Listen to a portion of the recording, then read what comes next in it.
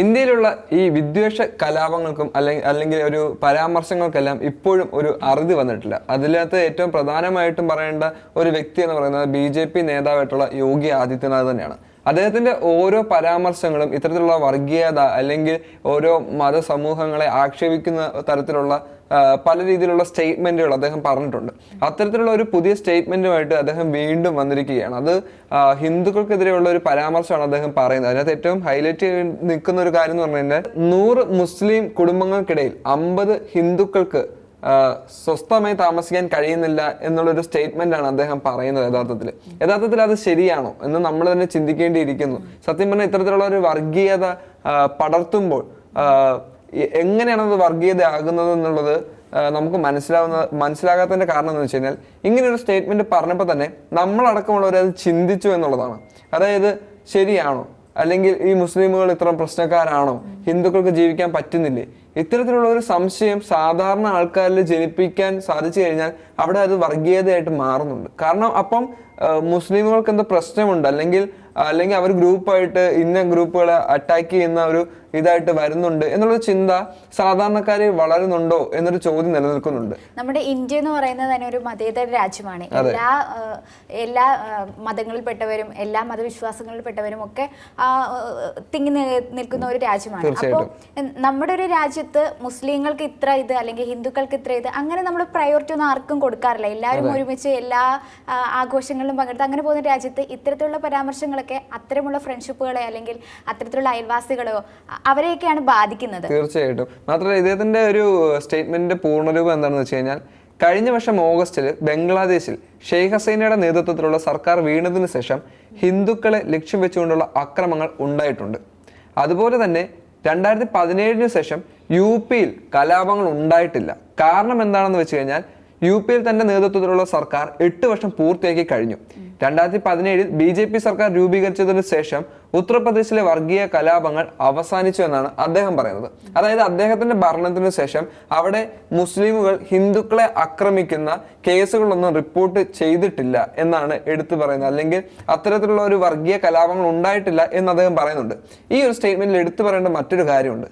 ഈ യോഗി ആദിത്യനാഥ് വന്നതിന് ശേഷം ഇത്തരത്തിലുള്ള കലാപങ്ങൾ ഉണ്ടാകാത്തതാണോ അതോ ഉണ്ടായത് പുറം ലോകം അറിയാത്തതാണോ എന്നുള്ളത് എടുത്ത് നമ്മൾ ചിന്തിക്കേണ്ടിയിരിക്കുന്നു. കാരണം അവിടെ പല അക്രമങ്ങളും നടന്നതായി, പല മുസ്ലിമുകൾ കൊല്ലപ്പെട്ടതായിട്ടുള്ള അല്ലെങ്കിൽ കുംഭമേളയിൽ തന്നെ സംഭവിച്ചിട്ടുള്ള പല അക്രമങ്ങളും നമ്മൾ കേട്ടിട്ടുണ്ട്. പ്രത്യേകിച്ച് മാധ്യമങ്ങളിലൂടെ നമ്മൾ അറിഞ്ഞിട്ടുള്ള ഒരു കാര്യമാണ്.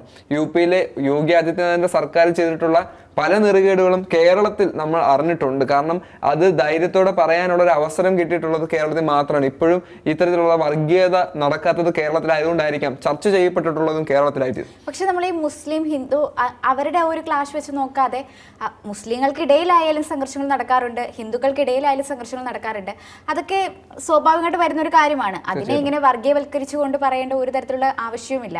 മുസ്ലിംസ് ഉണ്ടായതുകൊണ്ട് ഹിന്ദുക്കൾക്ക് അവിടെ താമസിക്കാൻ കഴിയില്ല എന്നൊക്കെ പറയുന്നത് തികച്ചും വളരെ തെറ്റായിട്ടുള്ളൊരു കാര്യമാണ്. അദ്ദേഹം ഇപ്പോൾ ഓപ്ഷൻ, അതായത് ഒരു ഇത് പറഞ്ഞിരിക്കുന്നത്, ഉദാഹരണം പറഞ്ഞിരിക്കുന്നത് മറ്റു മുസ്ലിം രാജ്യങ്ങളിലെ നോക്കൂ, ബംഗ്ലാദേശും പാകിസ്ഥാനും ഒക്കെ മുസ്ലിങ്ങൾ തിങ്ങി നിറയുന്നതുകൊണ്ട് അവിടെ ഹിന്ദുക്കൾക്ക് സ്വസ്ഥമായിട്ട് ജീവിക്കാൻ സാധിക്കുന്നില്ല എന്ന തരത്തിലുള്ള ഒരു സ്റ്റേറ്റ്മെന്റും അദ്ദേഹം പറഞ്ഞു. അതായത് അവിടെ മുസ്ലിമുകളായതുകൊണ്ട് അവിടെ ഹിന്ദുക്കൾക്ക് സ്വസ്ഥമായി ജീവിക്കാൻ സാധിക്കില്ല. അങ്ങനെ നോക്കുകയാണെങ്കിൽ നമ്മുടെ ഇന്ത്യയിൽ, പ്രത്യേകിച്ച് UP നോക്കുകയാണെങ്കിൽ, പഞ്ചാബിൽ നോക്കുകയാണെങ്കിൽ, ഗുജറാത്തുകളിൽ നോക്കുകയാണെങ്കിൽ നിസ്കരിക്കാൻ പോയതിന്റെ പേരിൽ യുവാവിനെ വെട്ടിക്കൊന്ന ന്യൂസ് നമ്മൾ വായിച്ചു. അതുപോലെ തന്നെ ഹോളി ആഘോഷിക്കുന്ന സമയത്ത് ചായം തേക്കാൻ പറ്റാത്തത് കൊണ്ട് അവർ യുവാവിനെ ആക്രമിച്ച ന്യൂസുകൾ നമ്മൾ കേട്ടു. അപ്പം ഇവിടെയുള്ള ഹിന്ദുക്കളുടെ ഇടയിൽ നമ്മൾ സാധാരണ മറ്റു ജാതിയിൽപ്പെടുന്നവർക്ക് ജീവിക്കാൻ പറ്റുന്നില്ല എന്ന് പറയുന്നതിലും അർത്ഥങ്ങളുണ്ട്. അതായത് പാകിസ്ഥാനിൽ നിങ്ങൾ മുസ്ലിം തീവ്രവാദമാണെന്ന് പറയുന്നുണ്ടെങ്കിൽ ഇന്ത്യയിൽ ഒരു ഹിന്ദു തീവ്രവാദം വർദ്ധിച്ചു വരുന്നുണ്ടെന്നുള്ള രീതി നമുക്ക് സംസാരിക്കാൻ സാധിക്കും. ശരിക്കും അതൊരു BJPയുടെ ആ ഒരു അധികാരം വന്നതിന് ശേഷമാണ് ഒരു ഹിന്ദുത്വ രാജ്യമാക്കിയിട്ട് ഇന്ത്യയെ മാറ്റാനുള്ള ശ്രമങ്ങൾ നടത്തുന്നത്. അതുകൊണ്ടാണ് ഇത്തരത്തിലുള്ള പരാമർശങ്ങൾ വരുന്നത്. അതിന് മുന്നേയും ഈ യോഗി ആദിത്യനാഥിന്റെ മുന്നേ ഒരു പരാമർശം ഉണ്ടായിരുന്നു. അതായത് മൈക്ക് സെറ്റിന്റെ ഒരു പ്രശ്നം വന്നിട്ടുണ്ടായിരുന്നു. അതും ഹിന്ദുക്കൾ, അതായത് മുസ്ലിംസ് ഉള്ള ആ ഒരു സമയത്ത് വൈകുന്നേര സമയങ്ങളിൽ അവരുടെ ബാങ്ക് വിളിക്കുന്ന സമയത്ത് ഭയങ്കരമായിട്ടുള്ള മലിനീകരണ പ്രശ്നം ഉണ്ടാവും, അതായത് ശബ്ദ മലിനീകരണം ഉണ്ടാവും. അതുകൊണ്ട് അത് ഉപയോഗിക്കാൻ പാടില്ല എന്ന രീതിയിലുള്ള ഒരു ഇഷ്യൂ വന്നിട്ടുണ്ടായിരുന്നു. അപ്പം ഇതെല്ലാം ഒരു പ്രത്യേകതരം മതത്തിനെ മാത്രം ലക്ഷ്യം വെച്ചിട്ടുള്ള രീതിയിലാണ് യോഗി ആദിത്യനാഥ് പലപ്പോഴും ഇത്തരത്തിലുള്ള വിവാദ പരാമർശങ്ങൾ ഉണ്ടാക്കിയെടുക്കുന്നത്.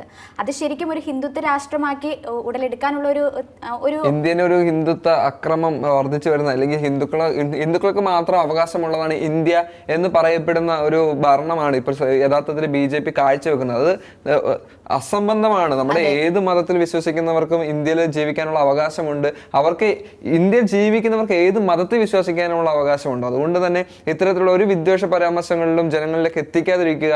ഏത് വിധത്തിലുള്ള മതമാണെങ്കിലും ഏത് വിശ്വാസമാണെങ്കിലും അവർക്ക് പൂർണ്ണമായിട്ടും പ്രാർത്ഥിക്കാനും അല്ലെങ്കിൽ സ്വാതന്ത്ര്യത്തോടെ ജീവിക്കാനുള്ള അവകാശം മാത്രം നൽകിയാൽ മതി എല്ലാ ഭരണകൂടങ്ങളും. അതിൽ മാത്രം വിശ്വസിച്ചുകൊണ്ടാണ് ഇപ്പോഴും ഇന്ത്യ എന്ന ജനത ഇവിടെ ജനിക്കുന്നതും വളരുന്നതും. അതുകൊണ്ട് തന്നെ ഇത്തരത്തിലുള്ള ഒരു വിദ്വേഷ പരാമർശവും നമുക്ക് ആവശ്യമില്ല, നമ്മളത് സ്വീകരിക്കുന്നതുമല്ല. നമ്മുടെ കേരളത്തിൽ മാത്രമാണ് ഇപ്പോഴും അതൊന്നും ഏൽക്കാത്തത്. അപ്പം ഇനി വരുന്ന തലമുറകളിലും ഇത്തരത്തിലുള്ള വിദ്വേഷങ്ങൾ കുത്തിവെക്കാതെ അവർക്ക് സ്വാതന്ത്ര്യത്തോടെ സ്നേഹത്തോടെ ജീവിക്കാനുള്ളൊരു അവകാശം, ഇല്ലെങ്കിൽ അതിനുള്ള ഒരു പാത നിങ്ങൾ തുറന്നു നൽകുക എന്ന് മാത്രമേ നമുക്കിപ്പോൾ പറയാനുള്ളൂ.